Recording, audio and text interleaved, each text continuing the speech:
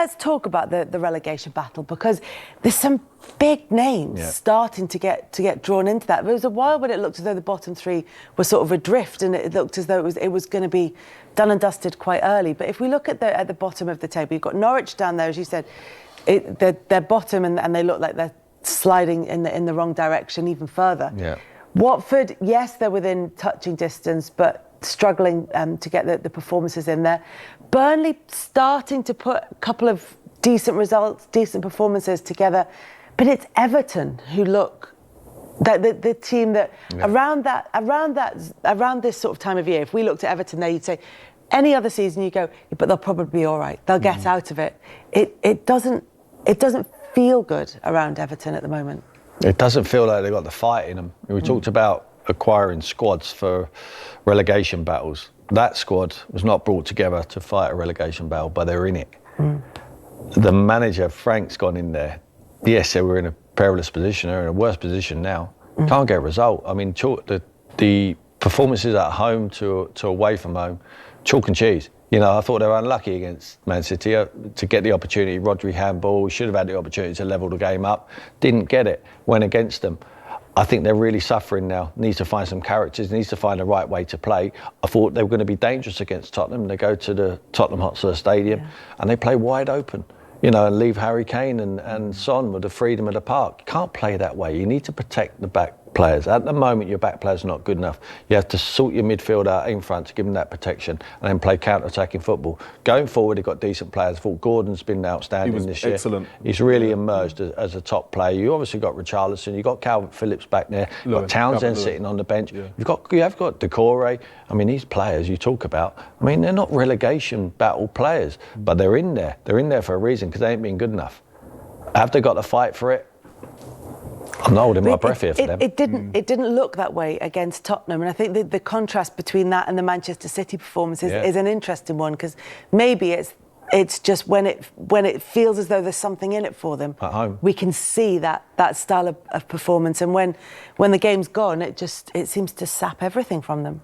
Yeah, it seems like they're missing leaders on the field. And Yerry Mina, he's a huge leader in that team, and his influence is massive.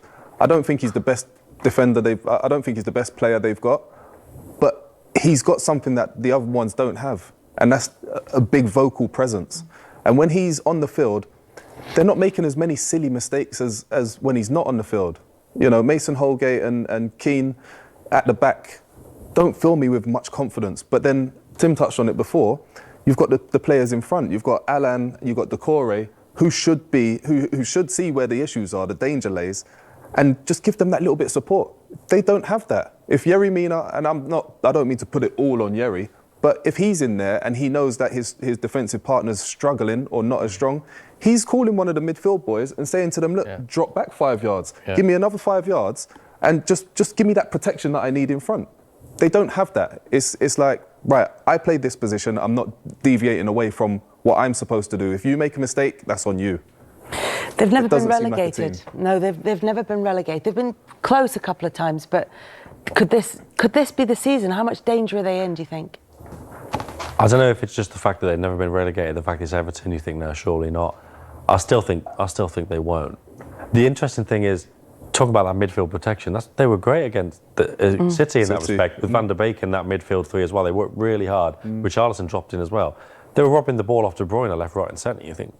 And then they go to Spurs and there's 5-0, and that's one of the results where you think, what's going on? And all the stuff away from the pitch, we talked about Abramovich, but they've got Usmanov as well, losing money from sponsorships. You know, maybe the players, they don't let it affect them, but it's one of those things, certainly from the outside, you look at it and think, that isn't going well. But they've got games in hand. I know you've got to win them, but they're in a tough decent run in position as there. well. They've got games in hand.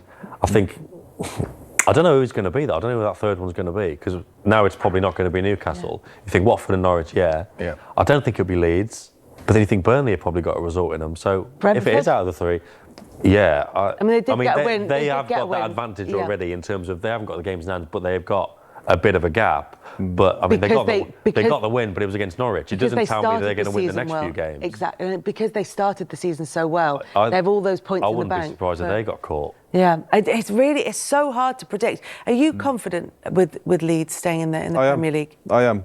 basing it on the teams that are around and the form that the other clubs are in and the style of play of these other teams as well. We touched on Norwich, Burnley, Watford. You look at the way they're playing, I can't see them out performing Leeds and getting better results than Leeds over the remaining 11 games. I just can't see it. With the new manager in as well, the problems that Leeds United were having were defensive problems more so than creative problems. That seems to have been addressed. Hopefully I don't regret that later on tonight. But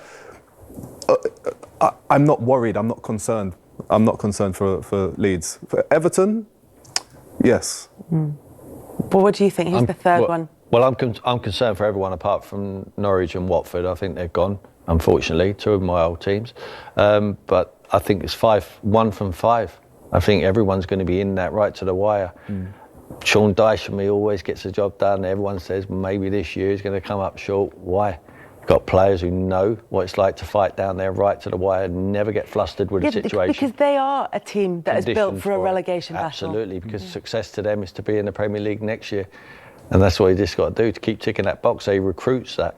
He recruits them players. And Weghorst is an upgrade for me on Chris Wood. You know, Chris Wood's got to Newcastle, hasn't scored yet, but done all right for the team. Yeah. Weghorst is a better player, in my opinion. I think he'll get them the goals to keep them in the league. You know, you've got like Westwood's, you know, Aaron Lennon's playing well now. Aaron Lennon, I mean, he's older than you.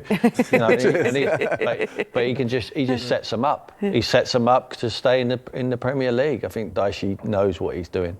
Yeah, it's going to be fascinating to watch how that one unfolds at the bottom of the Premier League table. But big games tonight in terms of relegation, and some teams absolutely desperate for points, including Norwich and Watford, although I don't think there's much hope for their Premier League futures here in the studio, at least.